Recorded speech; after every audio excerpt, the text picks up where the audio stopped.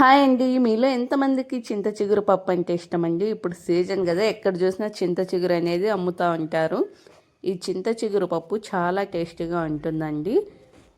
అలా చింత చిగురు పప్పులో కొంచెం నెయ్యి, ఆవకాయ వేసుకొని తింటే ఎక్సలెంట్గా ఉంటుందండి. దీనికోసం నేను ఇక్కడ ఒక కప్పు కందిపప్పు తీసుకొని హాఫ్ అన్ అవర్ నానబెట్టిన తర్వాత 3 విజిల్స్ పెట్టానండి.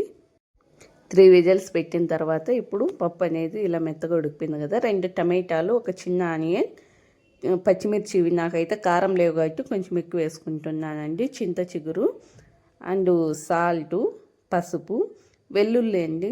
వెల్లుల్లి ఇష్టం ఉంటే వేసుకుంటే బాగుంటుంది. వెల్లుల్లి ఫ్లేవర్ అనేది మనకు తెలుస్తుంది కాబట్టి నేను ఇక్కడ వెల్లుల్లి కూడా వేస్తున్నా.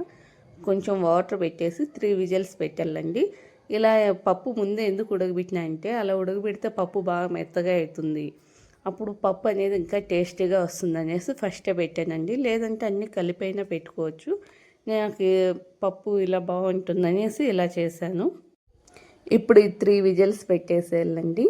అలాగే చింత చిగురు పప్పు ఇష్టం లేని వాళ్ళు మా రాయలసీమ స్టైల్లో ఒకటి ట్రై చేయండి, చాలా బాగుంటుంది. అలాగే ఎలా ఉందో నాకు కామెంట్ సెక్షన్లో తెలపండి.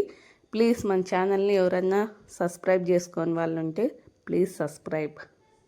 చూడండి, చింత చిగురు పప్పు అయితే ఉడికిపోయింది కదా. ఇప్పుడు దీన్ని బాగా స్మాష్ చేసేసి ఇప్పుడు దీనికోసం పోపుకి రెడీ చేసుకుందామండి. ఇక్కడ నేను కడాయి పెట్టుకొని తగినంత ఆయిల్ అండ్ పోపు దినుసులు వేసుకున్నానండి. పోపు దినుసులు వేసుకున్న తర్వాత చిన్న ఆనియన్ అండి, చిన్న ఆనియన్, వెల్లుల్లి కచాపిచా చేసి వెల్లుల్లి, దీంట్లో కొంచెం కరివేపాకు, 2 ఎండుమిర్చి వేసి కొంచెం ఈ తిరువాత అనేది మంచిగా ఏగనివ్వాలండి.